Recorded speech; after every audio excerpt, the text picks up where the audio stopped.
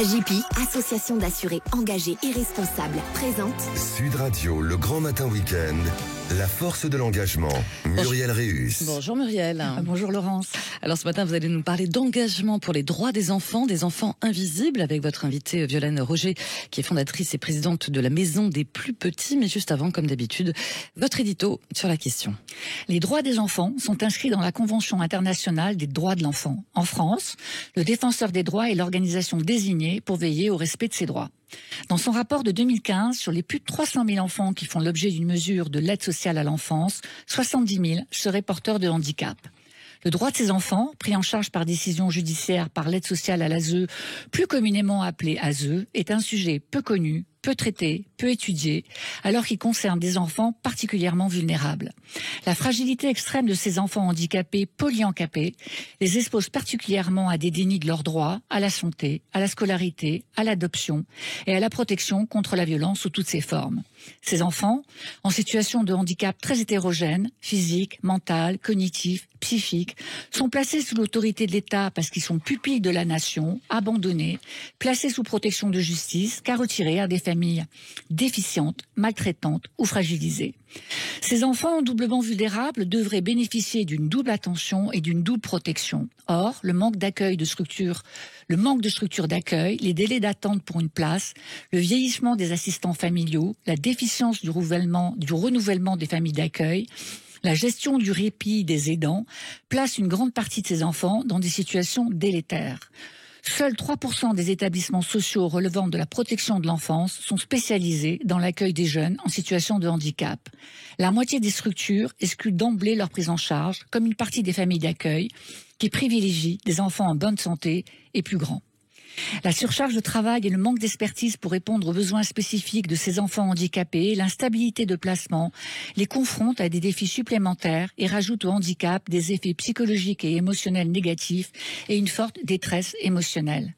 Pour les enfants de 0 à 3 ans, la situation est parfois désastreuse. Placés à l'hôpital, en attendant un point de chute, ils peuvent y rester des mois, développant le syndrome de l'hospitalisme, une forme grave de dépression liée à une carence affective et à l'absence de figure d'attachement. Selon un récent article du Figaro, les professionnels de la petite enfance évoquent tous un redoutable effet ciseau, diminution et vieillissement des familles d'accueil, crise du recrutement des professionnels et hausse des mesures de placement des enfants. Aujourd'hui, 850 places dans 33 pouponnières à caractère social dépendent de l'ASE. Une capacité qui, à l'échelle nationale, n'implique pas un défaut de place, même si des disparités existent selon les territoires, énonce le secrétariat d'État chargé de l'enfance. Un secrétariat d'État placé sous le statut de l'interministérialité, une excellente position en termes de plaidoyer. Oui, il faut convaincre tous les ministres de l'absolue prise en compte des droits de l'enfant, mais une réelle difficulté opérationnelle, car ces enfants invisibles se retrouvent de fait à l'intersection de politiques publiques distinctes, chacune avec ses enjeux, ses priorités, ses empilements de dispositifs, ses cloisonnements institutionnels, ses essoufflements. Alors comment dépasser cela? La tâche est rude, mais essentielle, majeure. Le droit des enfants placés sous responsabilité de l'État et celui des enfants handicapés placés ne peut plus attendre. Ben voilà, pour répondre à toutes ces questions, merci Muriel. Votre invitée ce matin, Violaine Roger, fondatrice et présidente de la Maison des plus petits. Bonjour. Bonjour. Alors Violaine, moi je suis très heureuse de vous recevoir ce matin, car votre implication, votre détermination au service de ces enfants invisibles force le respect et à titre personnel, j'ai une profonde admiration pour cet engagement. Alors on va commencer par le début en parlant un petit peu de vous et de ce qui vous a conduit à la nécessité de créer des maisons des plus petits. En 2005, vous obtenez un diplôme d'État d'assistante sociale, vous enchaînez sur des études d'infirmière, vous obtenez ce second diplôme en 2008. Vous partez en mission humanitaire au Burkina Faso dans un service de pédiatrie. Vous rentrez en France, vous restez 3 ans aux urgences de l'hôpital Saint-Joseph à Paris, vous enchaînez en médecine interne, en hospitalisation palliative à domicile. Dire que votre connaissance du sujet est lourde serait un euphémisme. Et en 2015, vous allez rejoindre une pouponnière qui prend en charge des enfants de l'ASE porteurs de handicap. Et là, ça va être un choc. Alors, qu'est-ce que vous faisiez dans cette pouponnière et quelles situations vous ont alerté?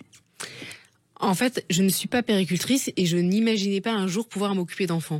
Je rentre dans cette institution qui, il faut quand même le noter, est la plus grosse institution de France, qui prend en charge 120 enfants placés par la justice, dont 50% sont porteurs de handicap, donc environ une grosse cinquantaine. Quand on dit porteurs de handicap, c'est des enfants le moins handicapés, même si c'est pas beau de dire ça. Ça va être un enfant porteur d'une trisomie 21. Et le plus handicapé, on va appeler ça des enfants porteurs de polyhandicap, des syndromes dits de charge, donc des enfants qui ne seront jamais autonomes pour aucun geste de la vie quotidienne. Et ils sont tous retirés de la garde de leurs parents. Et en arrivant dans cet établissement, donc là j'y vais en qualité d'infirmière, je découvre un monde. Je ne pensais pas qu'il existait en France autant d'enfants placés au même endroit, juste en région parisienne, avec des handicaps si lourds. J'ai eu la chance de beaucoup voyager en Afrique et en Inde, et je les ai vus ces enfants-là. Et je pensais qu'en France, ils étaient chez leurs parents, si petits, à 3 jours, 4 jours, 6 mois. Et pourtant non, ils sont là dans des établissements. Avec des professionnels... les meilleurs qui soient, bienveillants, compétents, mais qui, on le sait tous, l'institution en elle-même n'est pas en mesure de répondre aux besoins du tout petit. Une maman, quand elle rentre de la maternité, avec son enfant, qu'il soit malade ou pas, elle passe énormément de temps avec lui, il est beaucoup porté, et la maman, elle est fatiguée. Là, il y en a 6, et il y a une professionnelle pour 6. Donc, quelle que soit la compétence et la qualité de la professionnelle, elle devient dans une routine et du coup, elle devient maltraitante. L'institution en elle-même engendre de la maltraitance. Et du coup, des enfants, comme vous l'avez dit, développent des syndromes d'hospitalisme sévère. Et ces questions de maltraitance, elles se traduisent comment ? Alors, il y a 1000 manières de faire. Donc déjà, l'hospitalisme sévère engendre une maltraitance, donc l'enfant devient faire une dépression sévère. On l'a appris dans les études, mais quand on voit un enfant de 4 mois qui suit plus du tout du regard, qui ne pleure jamais, qui ne demande pas ses biberons, ça commence quand même à être très impressionnant à regarder. Et là, on a plusieurs options. L'option, c'est de se dire, il a besoin d'être coucouné, donc d'être pris beaucoup dans les bras, et puis il va reprendre et gagner confiance en lui. Mais la solution, par manque de soignants, dans une grosse institution, c'est qu'on va lui mettre une sonde et puis on va le gaver. On a vu des enfants à qui on donnait des traitements tous les soirs à 17h30 pour qu'ils dorment pour la nuit. À 17h30, on a éventuellement fini de prendre son goûter, mais on n'a certainement pas pris son bain et on n'est pas prêt à aller se coucher. Des enfants attachés dans leur lit du fait de, par exemple, d'être porteurs d'une trisomie 13. Quelle est la raison ? Il y en a pas. On attache des enfants dans leur lit, et encore, ça se fait de moins en moins, dans le cadre de bronchiolite sévère, pour pouvoir qu'ils puissent respirer correctement. Mais attendez, c'était même plus de la maltraitance.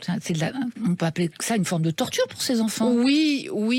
Vous pouvez employer le mot que vous voulez, mais en tout cas, on reproduit ou en tout cas, on institutionnalise des pratiques professionnelles qui existaient et qui existent depuis toujours. Et moi, quand je suis arrivée dans cette institution, j'ai eu l'impression de voir des films de l'Europe de l'Est en 1945, où justement, on a développé ce syndrome d'hospitalisme. Et ce syndrome d'hospitalisme qui a été décrit par les psychiatres après la Seconde Guerre mondiale, on n'en a plus parlé pendant des années. Et là, ça ressort, puisqu'il y a une augmentation massive du nombre d'enfants placés, parce que l'aide sociale à l'enfance, avec tout ce qu'elle peut faire, elle est quand même au bout du système, avec un problème de recrutement, un problème de place, et que au milieu de tous ces enfants placés, il y a des enfants qui sont en plus porteurs de handicap.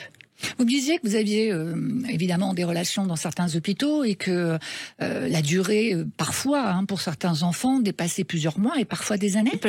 Parfois des années, et j'ai encore eu un hôpital de la région lyonnaise au téléphone hier, pour lequel ils ont 2 enfants qui sont depuis 4 ans à l'hôpital. Donc ils sont depuis le jour de leur naissance retirés de la garde de leurs parents, porteurs de handicap très lourds, mais qui sont quand même capables de manger par la bouche. C'est important de le noter, ils sont pas nourris par machine, ils respirent parfaitement tout seuls, mais ils ne seront autonomes pour aucun geste de la vie quotidienne. Personne ne veut d'eux, là, aucune famille d'accueil n'est disponible, et ça fait 4 ans qu'ils sont à l'hôpital, alors qu'ils n'ont aucun soin. La kiné, la psychomotricité, mais que n'importe quel parent est capable de mettre en place à la maison. Alors, cette situation, bien sûr, vous a rendu très en colère. Très en colère. Et vous avez décidé d'agir. Alors, vous allez ouvrir ce que vous appelez la maison des plus petits. La première, vous l'avez ouverte à Marseille, en 2022. Comment ça s'est passé ? C'était un combat acharné ? Comment vous avez pu créer cette maison des plus petits ? Quand j'ai découvert la réalité de ces enfants en France, en parallèle du rapport des défenseurs des droits des enfants de 2015, qui met en lumière ce que je constate. Donc déjà, j'ai l'impression que ce que je dis est vrai, puisque c'est constaté par les défenseurs des droits des enfants. Je me lance dans ce combat en me disant, c'est pas parce qu'on est un enfant petit, handicapés et placés par les services de l'aide sociale à l'enfance qu'on doit passer une éternité, soit dans un service hospitalier, soit dans une famille d'accueil pas adaptée. Comment on peut changer le cours des choses et rendre visibles ces enfants dits invisibles et être leur voix. Je connais à l'époque beaucoup plus le monde du handicap adulte, où je sais qu'il existe des structures de type familial avec 7-10 patients pour lesquels on a une capacité de prendre en charge correctement les gens et surtout leur offrir ce dont ils ont besoin en répondant à leurs besoins. Et c'est ce que vous avez recréé. Et du coup, je me suis dit, mais je vais juste pas réinventer la poudre. Je vais m'inspirer de ce qui existe dans le monde des adultes et l'adapter évidemment aux besoins des tout-petits. Et donc ça a été une lutte acharnée, oui, parce que j'ai réduit mon activité professionnelle à 50% depuis 2017 pour pouvoir convaincre les pouvoirs publics, les départements, les services d'aide sociale à l'enfance en disant qu'il y avait un réel besoin. Et on m'a pris, quand même, je le dis honnêtement, pour une menteuse. Puisqu'on dit qu'ils sont invisibles, évidemment, on va pas me croire que ces enfants ont des besoins, puisqu'on dit qu'ils sont invisibles. Et s'ils sont à l'hôpital, ils relèvent de l'aide du ministère de la Santé, c'est ce que vous disiez tout à l'heure. On relève de plusieurs ministères, personne ne parle entre eux. Il y a plusieurs enveloppes budgétaires. Du coup, s'il est à l'hôpital, même s'il est sous la responsabilité de l'aide sociale à l'enfance, il ne coûte rien à l'aide sociale à l'enfance. Si on le retire de l'hôpital alors qu'il est sortant de l'hôpital et qu'on le place dans une structure de l'aide sociale à l'enfance, l'aide sociale à l'enfance va devoir investir de l'argent pour lui. Alors, pour précision, ces enfants que vous accueillez, ils ont entre 0 et 6 ans. Ils sont tous porteurs de handicap ou de polyhandicap, oui, ou vraiment malades. Oui. Ils sont tous placés à l'ASE, donc oui, ils ont tous été retirés à leurs parents. Oui. La maison des tout-petits, c'est à Marseille. La maison des plus petits, la première a ouverte à Marseille. Parce qu'on a eu un accueil exceptionnel de la part du département qui nous a dit qu'effectivement, dans leur département, ils avaient un vrai souci pour ce type d'enfants-là, un vrai manque de place. Et du coup, on a travaillé ensemble pour pouvoir avancer, mais ça a été long et quand même compliqué. Le Covid au milieu de tout ça nous a quand même pas aidé. Et surtout que pour pouvoir ouvrir, il faut un bien immobilier. Oui, alors comment avez-vous fait ? Parce qu'aucun bailleur, évidemment, veut nous donner, même nous louer quelque chose s'il n'est pas sûr que demain, le département va dire oui. Et la chance, la vie a fait qu'on a réussi, avec le diocèse de Marseille, d'obtenir un bail à construction, avec une clause suspensive, d'obtenir l'autorisation du département. Du coup, une fois que le diocèse a dit oui et que le département nous a dit oui, on a pu obtenir toutes les autorisations pour pouvoir faire un emprunt, pour pouvoir faire des travaux et accueillir les enfants depuis septembre dernier. Ça coûte quoi d'ouvrir une maison des tout petits comme ça ? Une maison, là, tout compris par exemple à Marseille, de A à Z, ça nous a coûté 1 million. Et il faut les trouver, hein. Ah ouais, on travaille beaucoup pour pouvoir faire de la levée de fonds partout, auprès de fondations, de donateurs particuliers, de mécènes, pour pouvoir lever de l'argent. Si vous nous entendez tous là, les mécènes, les fondations, sur un sujet comme celui-ci, il faut absolument rejoindre Violaine Roger et l'aider à monter des maisons des plus petits. Et d'ailleurs, la prochaine ouverture, c'est dans les Yvelines. Dans les Yvelines, tout à fait. Pour, je l'espère, courant 2024, plutôt deuxième partie d'année 2024, où le département des Yvelines a déjà donné son accord. Et on va devoir signer normalement demain l'achat de la maison. Ouais, formidable. Alors, l'équipe de cette maison, c'est une équipe pluridisciplinaire, c'est une équipe engagée. J'ai lu évidemment ce que vous faites, les dossiers. Il y a plusieurs types d'établissements dans les services de l'aide sociale à l'enfance. On entend beaucoup parler de MEX, maisons d'enfants à caractère social. Mais nous, ces enfants, ils ont en plus d'un problème social, sinon ils seraient pas placés, ils ont un problème médical. Donc on a ouvert un lieu de vie et d'accueil. C'est l'entité juridique. Et pour pouvoir ouvrir un lieu de vie et d'accueil, il faut qu'on ait des gens qui acceptent d'habiter sur place, qui élisent domicile dans la maison. Donc il y a 2 professionnels de santé qui sont payés, qui ont un contrat de travail, bien sûr, mais qui élisent domicile sur place et qui habitent avec les enfants. C'est la condition sine qua non. C'est la condition sine qua non. Et ensuite, il y a un certain nombre de professionnels, donc infirmières, psychomotes, psychologues, kinés, orthophonistes, éducatrices de jeunes enfants, qui se relaient à la journée pour répondre aux besoins des enfants.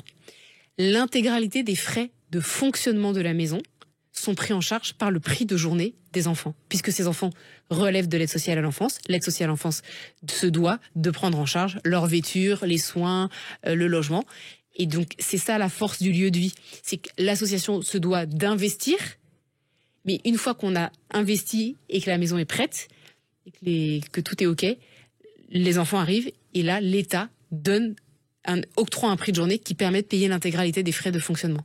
Alors je sais qu'il y a un sujet qui vous met particulièrement en colère, de plus, c'est celui de la non-adoptabilité de certains de ces enfants. Oui. Vous avez entendu des choses assez révoltantes à ce sujet. J'ai assisté à des commissions d'adoptabilité, donc ça veut dire que l'enfant est soit né sous X, porteur d'un polyhandicap, soit il y a eu une procédure d'abandon et de délaissement et qui a été actée par le juge et que l'enfant devient pupille de l'État français. Et pour autant, en commission d'adoptabilité, on ne répond « Eh ben non, puisqu'il est trop handicapé, on ne le mettra pas à l'adoption ». Ça me révolte parce que qui sur cette terre a le droit de dire si oui ou non l'enfant va être adopté.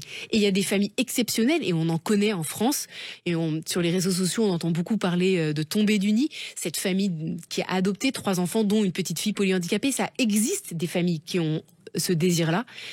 Mais on n'a aucun moyen d'avoir accès à un registre des gens qui ont demandé cet agrément pour accueillir des enfants à particularité et les enfants qui sont en attente d'adoption. Donc nous on en a à la maison des plus petits, mais les 2 enfants dont on m'a parlé de Lyon sont dans la même situation. Qu'est-ce qu'on fait ? On n'a aucun moyen d'agir.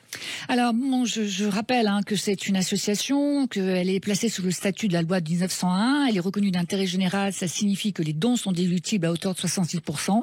Vous ne le dites pas, mais je sais que vous n'êtes pas rémunéré. Vous avez dit tout à l'heure, vous avez perdu plus de 60% de votre salaire. Donc, il faut vous aider. Et pour vous aider, c'est Il y a un site, lamaisondespluspetits.com. Voilà, je vous engage à rejoindre Violaine sur ce sujet très important. Merci beaucoup. Merci Violaine.